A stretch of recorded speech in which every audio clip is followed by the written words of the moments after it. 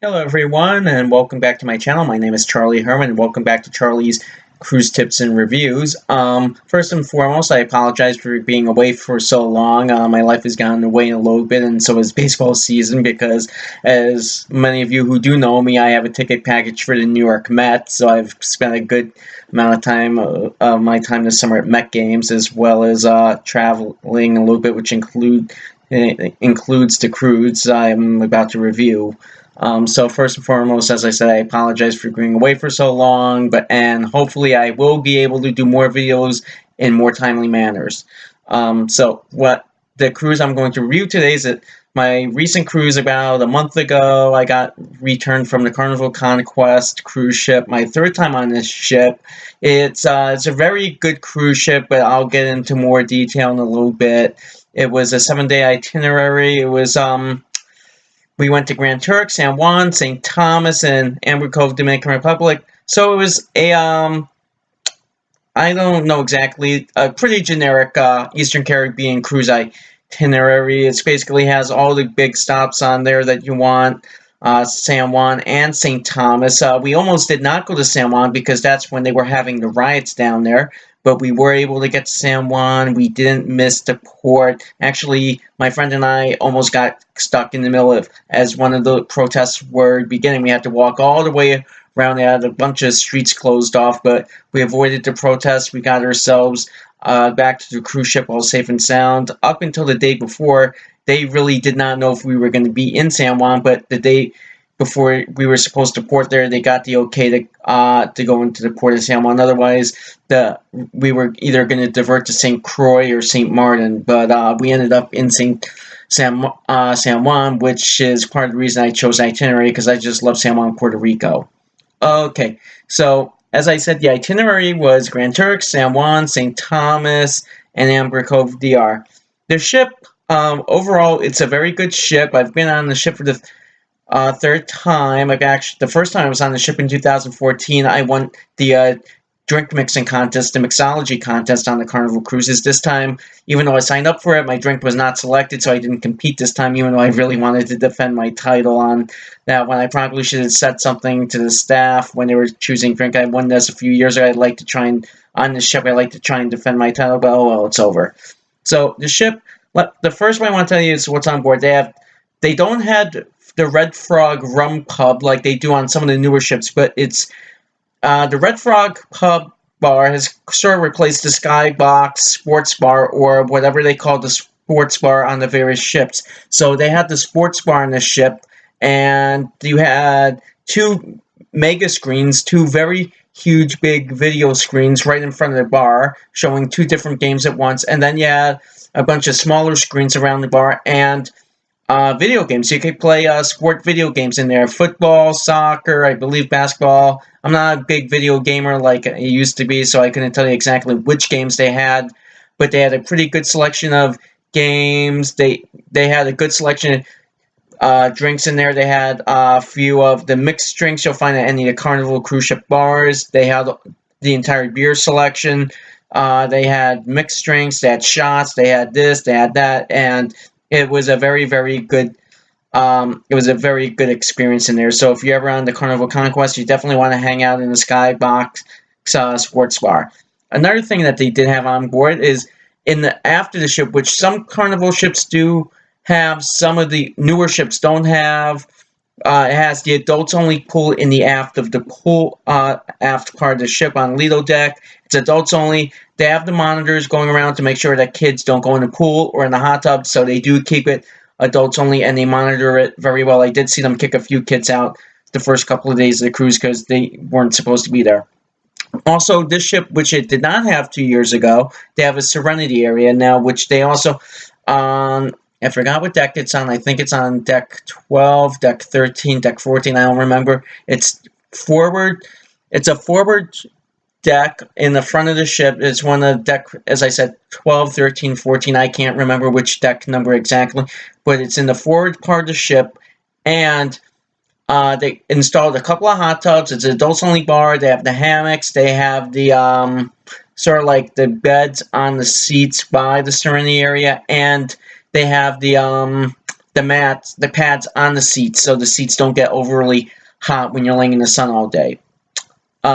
So that's why I want to talk about the ship overview. It has the atrium bar, the atrium bar is beautiful. They have a small little stage there in the front of the bar, right by the glass elevators in the atrium in the lobby, where they have the performances, the strings, the bands. They have it right there instead of a little built-in stage on the stairwell. Here they have it a stage built right in front of the glass elevators in the atrium. Another thing they have on board this ship, which I almost forgot to tell you about, was the piano bar. I'm going to talk about the piano bar later and who played there later, but the piano bar, unlike some of the newer ships, do not have a bar built into it, so you actually have a server, actually one or two servers in the bar, bringing you drinks, unless you bring your own drinks in the piano bar with you. So just if you're in the piano bar and that, just keep in mind there's not an actual bar where you can order from. There'll be a server who brings you drinks, or you can bring your own drinks into the bar.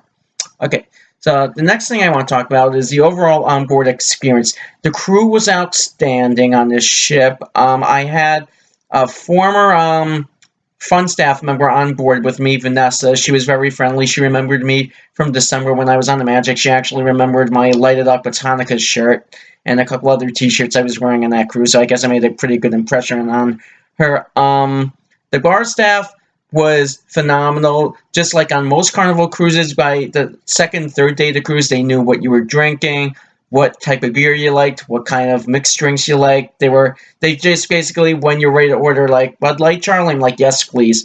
So when I wasn't ordering a Bud Light, he was like, okay, so what can I get? What beer do you want? Because I usually was drinking a Bud Light, which most of my friends know that's usually my hand on the cruise ship. When I'm in the piano bar, I had Maddie Sanchez again playing Piano Matt. You can find him on Facebook and Instagram at The Piano Matt. He's phenomenal. You definitely want to, if you have a chance to cruise with him, you want to cruise with Maddie. He does play a lot of Beatles songs. He doesn't get as dirty and filthy as some other piano bar players do later at night, but he does know some adult-only songs. But at the same time, this is a very, very fun experience with him. So whatever songs he plays, you're gonna have a good time. He has very good vocals, and he gets everyone involved in the piano bar. So he hats off to Maddie. He did a phenomenal job again. So now I'm gonna go into the ports of call on the cruise. Our first port of call was Grand Turk. This time what I did, my friend had never been there before. I have been to Jack's Shack before. It's the most chill, best beach bar you will ever be at. When you get off the cruise ship, it's all the way at the end of the beach in Grand Turk. It's about a good 10-15 minute walk from the cruise ship down to the end of the beach once you're off the cruise ship. I would recommend wearing sneakers on the beach because the sand can get hot, and it's you know how it is when you step on the sand. It's hard to walk in sandals, so I would suggest wearing your sneakers. Topher was around. He's the owners of the bar's dog. I'm sorry. He's the dog of the owners of the bar of Jack's Shack. He's always around. He's a very, very friendly dog. Just be careful when he goes into the Caribbean Sea, because he'll come out and just shake all the water off, and he might get you with that. So just be very careful about that. When you see Topher going to the water, you might want to walk away from your beach chair, because he'll just try and shake all the water off him and go right on to you. But Topher is a very, very friendly dog. If he comes up to you, he lets you pet him. He likes to have everyone around. So if you're ever in Grand Turk, you most definitely want to go to Jack's Shack.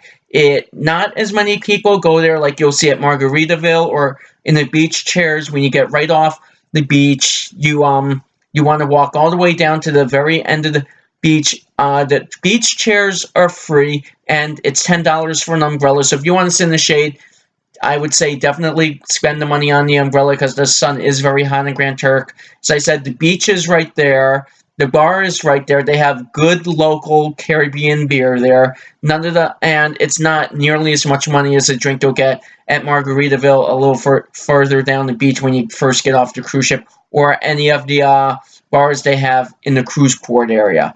The next port of call we were in was San Juan. As I said, we weren't really sure until the last minute if we were going to make it into San Juan or not. But we did make it into San Juan, and first thing we did was we went to the fort. We went to the old fort at the very end of the island, about a 5-10 minute walk away from the cruise port. It was beautiful. It was hot. It was, well, we're in Puerto Rico in the middle of summer, so it was about 85 degrees, 90 degrees, but the humidity made it feel a little bit worse. But because you're on an island, you have the island breeze, so it's not as bad as if you went on a Caribbean cruise in the Western Caribbean in the middle of summer where you were in mainland Belize, Honduras, or Mexico. So with the island breeze, it wasn't completely unbearable. It was nice. It was beautiful. My friend completely loved the fort because she had never been there before. This was only her second time in San Juan because first cruise we met, we went on. We did stop in San Juan, but she did an excursion, so she didn't get to see the real old San Juan. She loved the buildings. She loved the forts, and then we made our way into the obligatory stop in Senior Frogs, where we had a couple. Where I had a couple. I had a yard. She had a drink. She didn't have the yard. She just had a regular sized drink.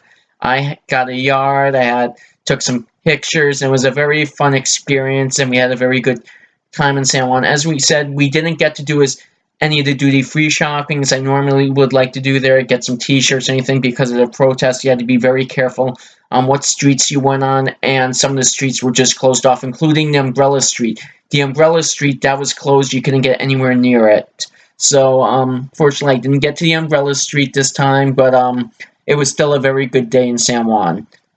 Next port I was in was St. Thomas. When I get to St. Thomas, I really don't do an excursion anymore unless I want to go to St. John's. St. Thomas, there's plenty to do. You can walk around. I like to spend a lot of my time in the marina taking pictures, maybe find some shopping or something to do there. And now that Senior Frogs is no longer in St. Thomas, there is a new place I like to hang out called the Fat Turtle. It's called Fat Turtle. It's in the marina. It's an open-air outdoor bar. They have a great view of the marina. You can get some pretty cheap drinks in there. I got a couple of Presidentes and then made my way back onto the cruise ship. But for someone who likes to go into St. Thomas now and not sure where I'm going to go now that Senior Frogs and Hooters is closed, you definitely want to check out Fat Turtle in the St. Thomas Marina.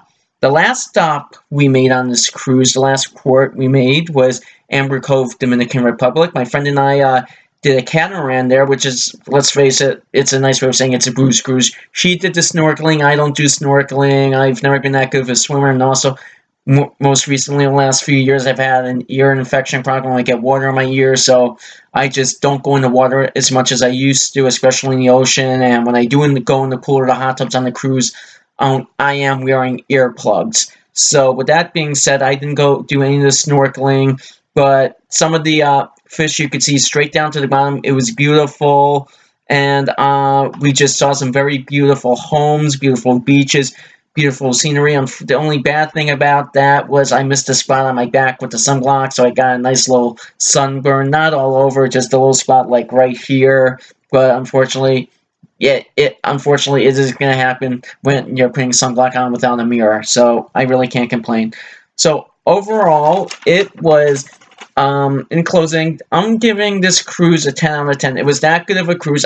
There were no problems whatsoever. We had a great dinner table. We had a great wait staff at dinner.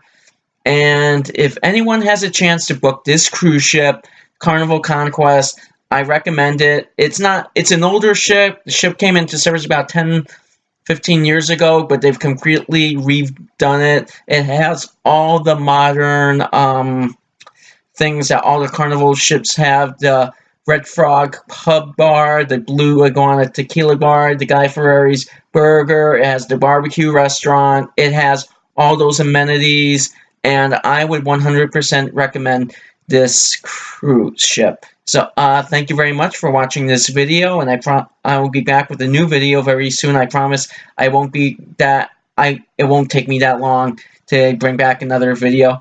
Thank you. Have a good night, and everyone have a good Labor Day weekend. Bye.